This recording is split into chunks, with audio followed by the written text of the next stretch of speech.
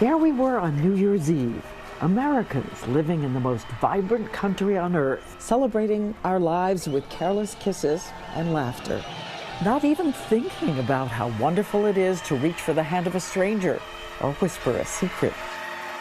And we didn't know that on that very night, the government of China had told the World Health Organization that a mysterious new disease was on the move through Wuhan. January 21st, we learned about the first diagnosed case of the virus in America, a man only in his 30s in Washington State. But he had just come from a trip to Wuhan, and Wuhan is so far away. One person coming in from China, and we have it under control. It's going to be just fine. President Trump moves quickly to ban all travelers from China except for Americans and their families. But as 2 months go by, no one prevents 2 million travelers from continuing to pour into this country from Europe and stream out across the nation, some of them taking the virus with them to places we least expected. Places like the beautiful ski resort of Sun Valley, Idaho, which will become one of the highest infection rates in the entire world. It is the first week of March, and no one is even talking about social distancing when the permanent residents of the valley welcome the last ski-loving tourists of the season. A lot of them are coming from the West Coast, like Seattle, and from Europe. My name is Jody Zarkos. I live in Ketchum, Idaho. Who lives here? Everybody lives here. It's a great cross-section of families and retirees and kids. It's your quintessential small town. Oh, and there's also the millionaires.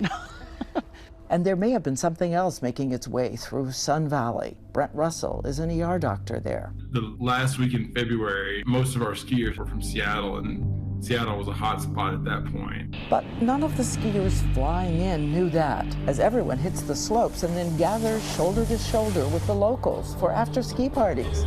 There were people up on bars, the credenzas, chairs, tables. Debbie Baca, 53, a local project manager at a construction company, goes with friends to an after-ski party. It is Friday, March 6th, and it's so crowded. There had to be at least 700 people. Again, that was Friday, the 6th. 3 days later, I had one sneeze, and it was one of those sneezes where you're like, oh, something's coming. And then the next morning, every single part of my body hurt. She gets tested. The test comes back positive for the new virus. I was first in the county. After 10 days, we could count 30 people, 35 people, 40 people. Her friend Jody had been at the party, and she, her husband, and daughter are getting sick too. When I was getting tested, I talked to one of the nurses about my friend being the first person with coronavirus, and she shook her head and said, that's absolutely wrong. We've been seeing a mysterious respiratory illness for the last 6 weeks. And one group of skiers who traveled into Sun Valley is about to suffer the biggest toll. The National Brotherhood of Skiers, coming into town for their annual summit. They are some of the best African-American ski clubs across this country. Their goal, to get one of their members on the Olympic team.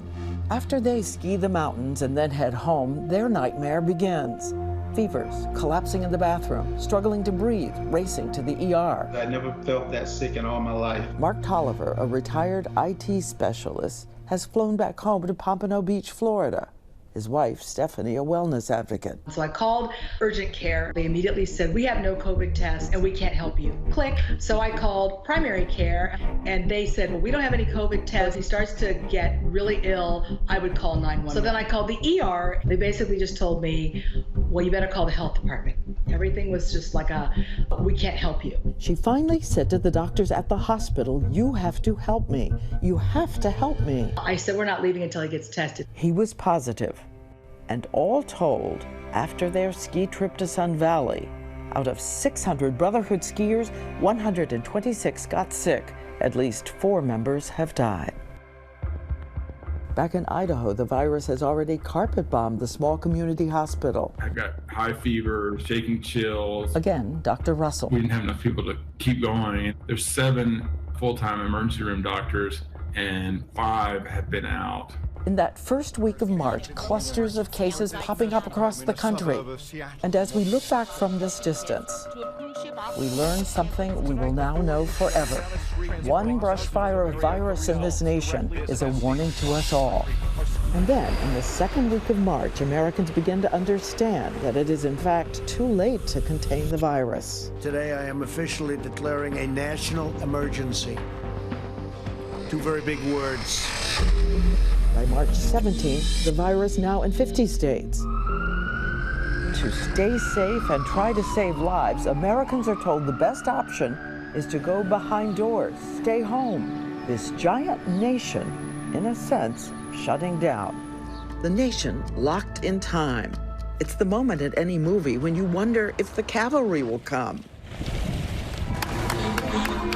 And it did, and it was us.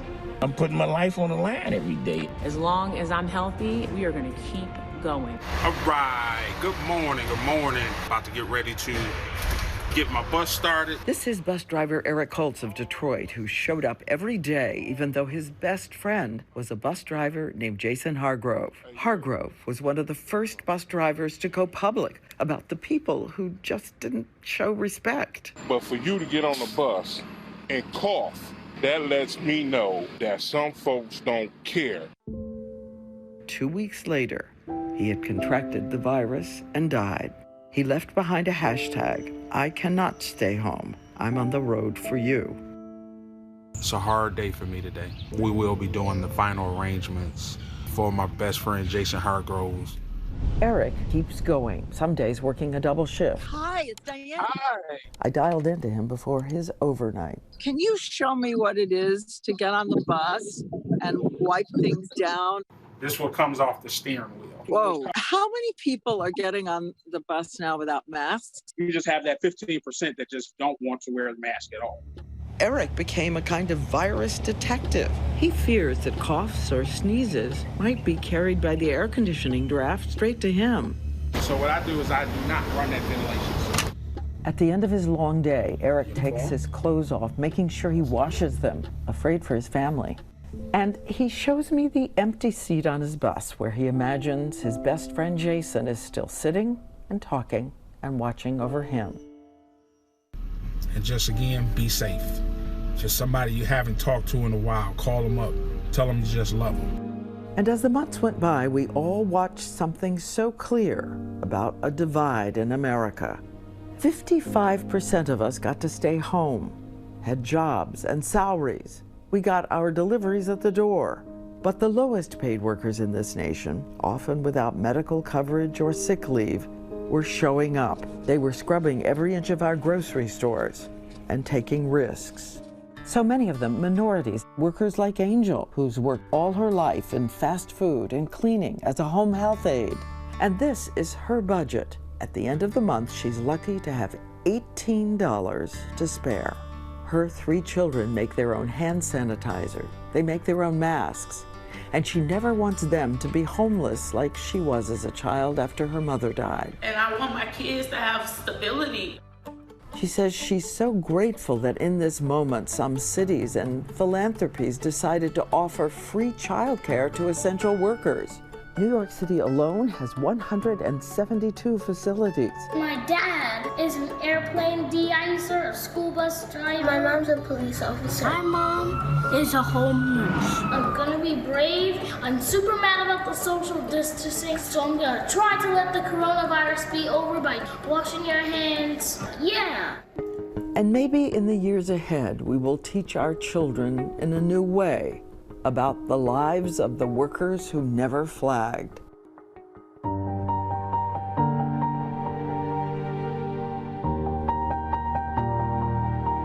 The people we lost in just 4 months. There can never be just one tribute to them all.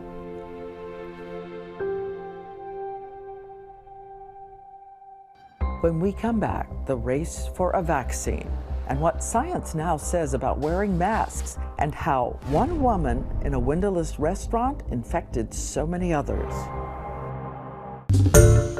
Hi everyone, George Stephanopoulos here. Thanks for checking out the ABC News YouTube channel. If you'd like to get more videos, show highlights, and watch live event coverage, click on the right over here to subscribe to our channel, and don't forget to download the ABC News app for breaking news alerts. Thanks for watching.